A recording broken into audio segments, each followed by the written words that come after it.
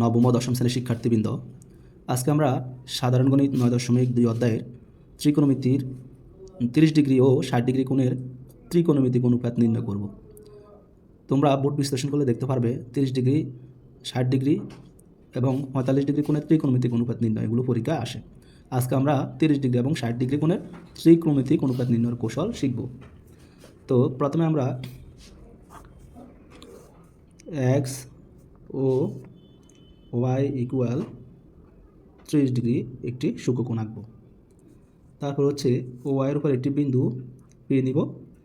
P হতে ও এক্সের উপর পি এম একটি লম্ব টানে। তাহলে ত্রিভুজ পি ও এম একটি সমকোণী ত্রিভুজ, যার পি এম ও অর্থাৎ এম কোণ সমকোণ, সমকোণের বিপরীত বা ওপি হচ্ছে অতিভুজ, পি এম লম্ব, ওপি হচ্ছে ভূমি। এখন আমরা পি এমকে নিচের দিকে এম এন পর্যন্ত এমনভাবে বর্ধিত করি যেন পি এম আর এম এন সমান হয়, অর্থাৎ পি এম এর সমান করে এম এন আমরা আঁকবো আর ও এন যোগ করি। তার মানে পি এম যত বড় এম এন তত বড়। আশা করি এতটুকু বুঝতে পারছো। আমরা এখন এই ব্যাখ্যাটি লিখব। তো ধরি এক্স ও ওয়াই ইকুয়াল থিতা একটি সূক্ষ্মকোণ।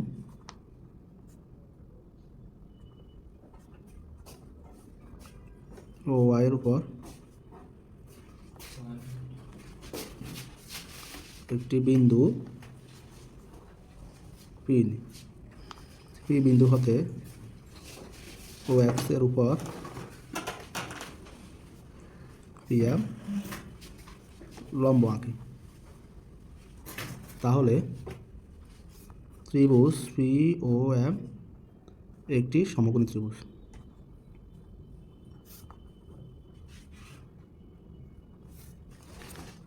এখন পি এমকে এন পর্যন্ত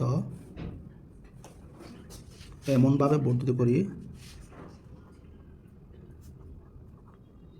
যেন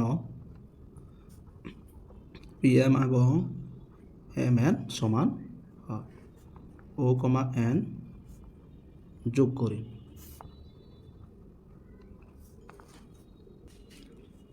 যেহেতু পি বিন্দু হতে ও এক্সের উপর পি এম লম্ব, অতএব পি এম ও অর্থাৎ এম কোণটি 90 ডিগ্রি, আর এখানে পি ও এম এখানে আছে কত 30 ডিগ্রি, তার 90 আর 30 যোগফল হচ্ছে 120। তাহলে অবশিষ্ট যে কোণটি অবশ্যই সেটি হবে কত ডিগ্রি, 60 ডিগ্রি হবে। এখন আমরা যেহেতু পি এমকে এম এন পর্যন্ত এমনভাবে বর্ধিত করলাম, অর্থাৎ পি এম আর এম এন সমান, তাহলে লক্ষ্য রাখতে পারো, তাহলে এখন ত্রিভুজ পি ও এম এবং ত্রিভুজ ও এম এন এই দুটি ত্রিভুজ আমরা সর্বসম প্রমাণ করব। কিভাবে সেটা প্রমাণ করব দেখো। ত্রিভুজ পি ও এম, এখন ত্রিভুজ পি ও এম এবং ত্রিভুজ ও এম এন এর মধ্যে, তাহলে এই দুটি ত্রিভুজের মধ্যে তোমরা একটু লক্ষ্য করো, পি এম আর এম এন সমান। তাহলে লিখতে পারি P M equal M N. এটা কি অনুযায়ী? অঙ্কন অনুসারে, মানে অঙ্কন অনুসারে। তারপরে দেখো এই যে ও এম ও পি এম ত্রিভুজ ও এম এন দুটি ত্রিভুজের সাধারণ বাহু হচ্ছে ও এম। তাহলে আমরা লিখতে পারি ও এম ইকুয়াল ও এম সাধারণ বাহু। ও এম ইকুয়াল ও এম সাধারণ বাহু। তারপরে দেখা যাচ্ছে পি এম ও এবং ও এম এন এই দুইটি কোণ, এটাও 90 ডিগ্রি এবং এটাও 90 ডিগ্রি, অর্থাৎ পি এম ও এবং অন্তর্ভুক্ত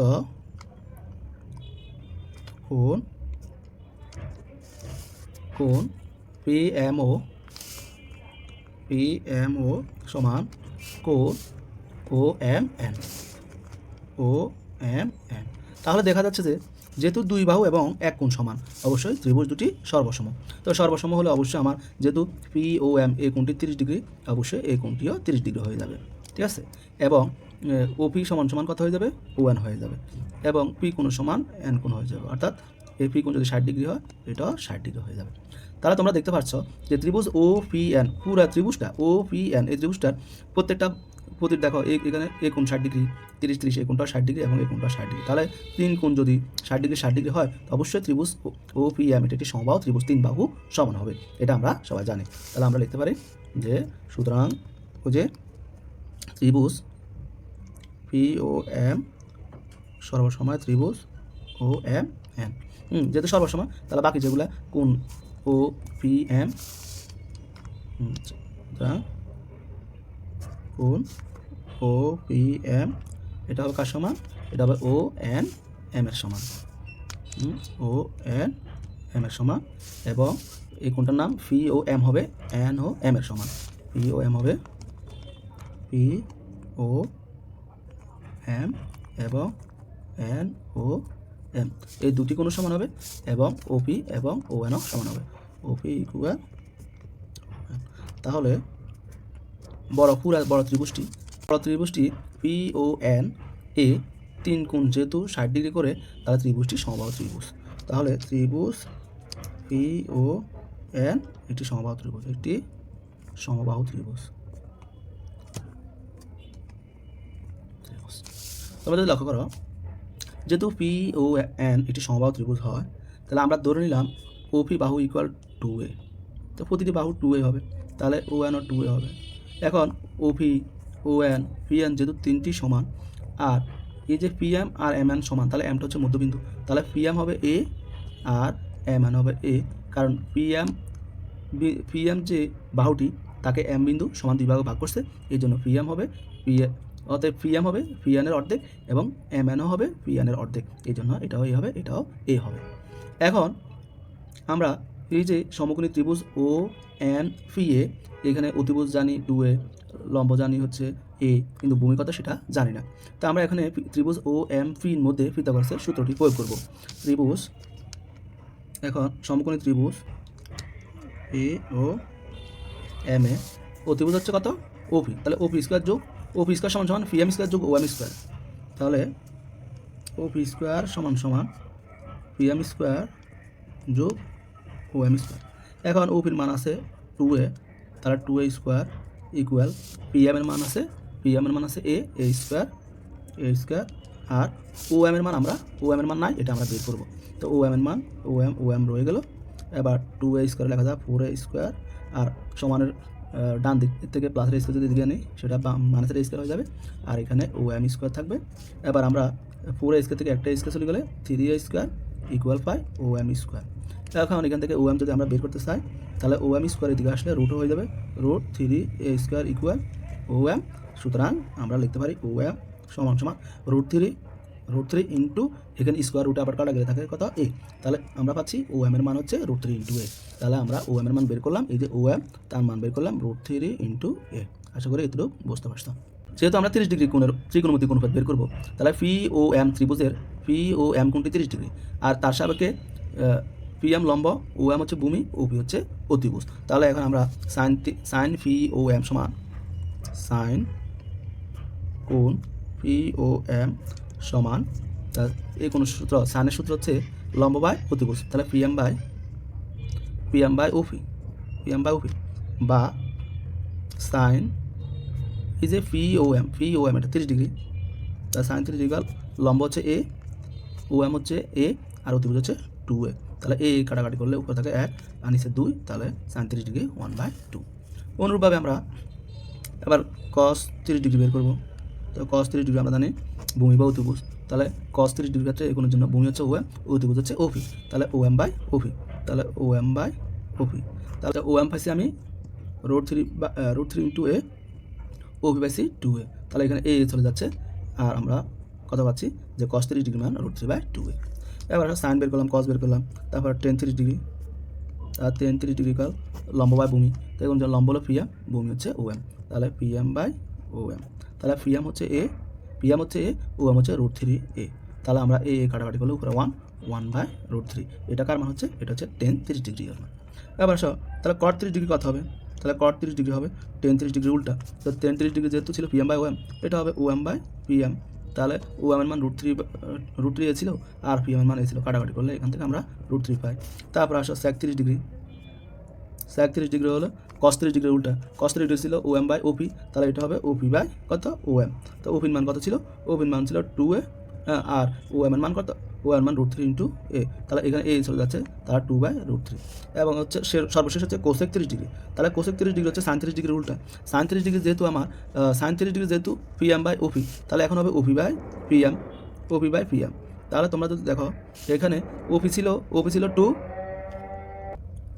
তাহলে ওপির মান হচ্ছে কত 2a, আর পিএম এর মান হচ্ছে কত এ, আবার এ কাটাকাটি করলে এখানে কোসেক 30 ডিগ্রি মান 2।